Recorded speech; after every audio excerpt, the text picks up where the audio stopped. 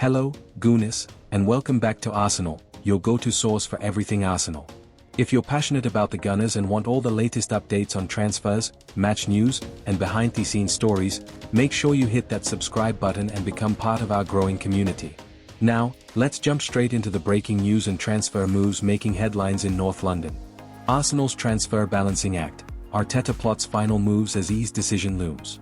Arsenal's summer transfer window has already been one of the most ambitious in the Premier League, over £200 million spent, 6 new signings through the door, and a squad reshaped in virtually every department. Yet, as the countdown to the season opener ticks into its final week, Mikel Arteta has made it clear, the business isn't done yet. The Gunners' head coach, alongside sporting director Andrea Berta, is working to fine-tune the squad into one capable of delivering silverware in 2025.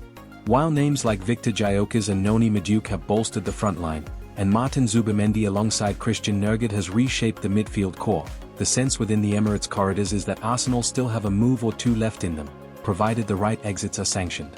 The state of the squad, bigger rivals, bigger expectations. Arteta's summer shopping spree has already been meticulous. Victor Gyökeres, the £85 million Portuguese league goal machine, is expected to be Arsenal's focal point up top. Noni Madueke adds directness and flair out wide. Martin Zubimendi has arrived as the long-term defensive midfield anchor, partnering Declan Rice in Arteta's fluid double pivot. Christian Nurkic offers steel and versatility. Kepa Arrizabalaga, as an experienced backup keeper, resolves depth concerns.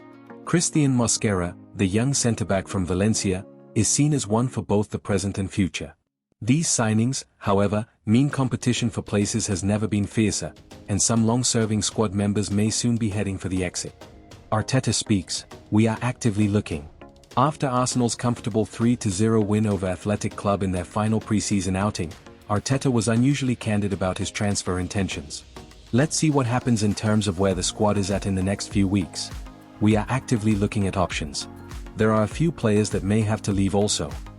In those few sentences, Arteta effectively confirmed two things: Arsenal will make more signings if possible, and departures are now a priority to create both space and funds. Who could leave? Sources suggest the first domino to fall could be Reiss Nelson, with a season-long loan to Fulham at an advanced stage.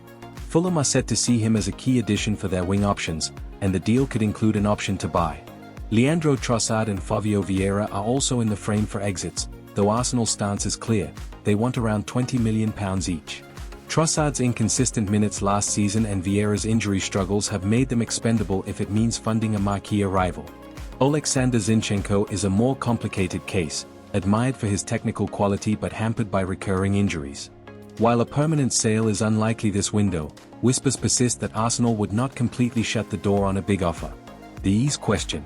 Amid all the talk of outgoings, one name continues to dominate the incoming conversation: Eberechi Eze.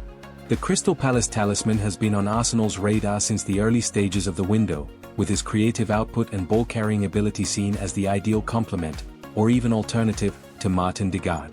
This week could be pivotal. Palace face Liverpool in the Community Shield, and another standout Wembley performance from Eze could push Arsenal's interest into overdrive. As one insider put it, "If he shines in a big game again, it'll be impossible for Arsenal not to make a move. They've got nothing quite like him in the squad." However, prizing Eze away from Selhurst Park will be no simple task. Palace are under no financial pressure to sell, and Oliver Glasner has publicly insisted the player is central to his plans. Arsenal may need to meet the £68-70 million valuation outright, and that means departures must happen first. Lookman, Rodrigo, and the alternatives.